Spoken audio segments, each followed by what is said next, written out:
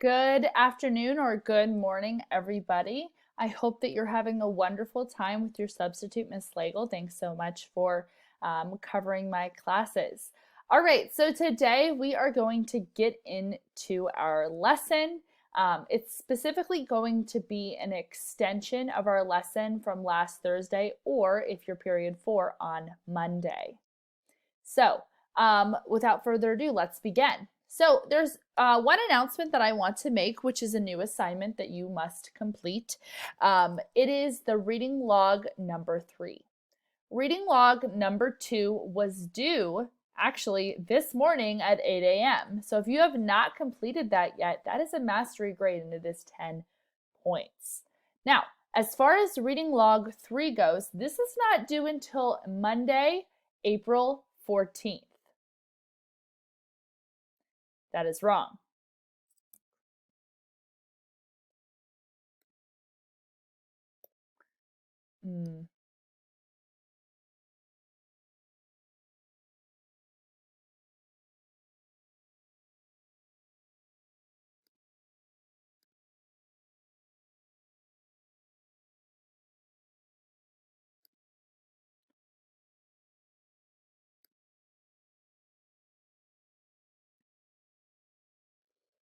As for the reading log number 3, that is not due until Monday, April 19th at 8 a.m. This reading log is once again 3 questions.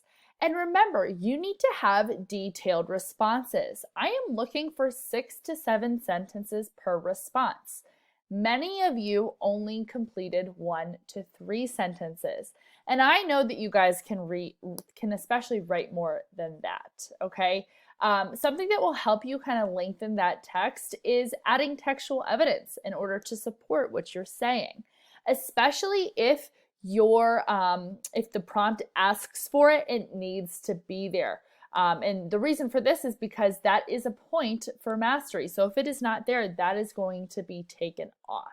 So reading log number 3 is not due till Monday, April 19th. So please make sure that you're starting that as we continue. All right, so I want you to think about a conflict that has happened recently in your life. Maybe it was a fight. Maybe you got something taken away. Maybe there was a death in your family or something really bad happened. It could be as small or as large as you would like, but I want you to think about a conflict that has recently happened to you. And then I want you to think about, how did you respond to that conflict? Maybe you cried or you yelled. Maybe you became really quiet. Maybe you felt bad about something you did and you apologized. All of those things are different reactions that you may have after conflict happens. And how you react to these conflicts tells us a lot about you, believe it or not. And when we read, we actually learn a lot about characters based on how they respond to their conflicts. Now, as far as your character, I want you to think, when do they run into trouble? Obviously, they probably run into trouble a couple of times throughout the book. But think to like the main source of conflict in your story. When your character runs into that trouble, how do they respond? Maybe they're freaking out. Maybe they're on the ground in the fetal position, scared. Maybe they're ready to fight and be strong, or, having power. Maybe they're a leader and they kind of take leadership on. How do they respond to this situation? And a lot of times we can kind of tell how they respond based on their inner thoughts and their actions. So kind of look to that as kind of examples of how they do that. As far as the book that we're reading, which is called Patrol, again, that's about the American soldier in Vietnam, he runs into a lot of trouble. Obviously, he's in several firefights. He has to go into a village and basically ransack it and kind of secure the enemy, if you will. And he has a lot of trouble that he responds to in different ways. For instance, especially when he's in those firefights and he's fighting those people, he responds to the trouble, of course, by following orders. He's a follower of his commander or whoever else is giving him these orders, right? He's doing what he's told. We can tell that he's really obedient from that. Then he also seems to kind of have a sense of humanity even for his enemies, right? He kind of, humanizes them and sees them as people rather than just enemies. And then, of course, he also seems to be very afraid, especially when being fired upon. And we can see this throughout the story where he does not want to be there, is not excited to be there, and is actually afraid. So today, what I just did is I kind of told you how our main character in the book that we're reading together kind of responds to trouble. But now I want you to think about your character in your book, okay? And you're going to be writing a discussion board about how your character responds to trouble. So this discussion board is located in the Unit 3 Discussions Board folder, and the discussion board itself is called Character and Trouble. You're going to be responsible for making one post and respond to one other student's post. Your post should include the following, and should answer the following rather. What trouble does your main character run into? How does your character respond to that trouble? What did you learn about the character based on how they responded to the trouble? Okay, and then of course, you're going to respond. So once you have made that post, you're going to respond to another person's.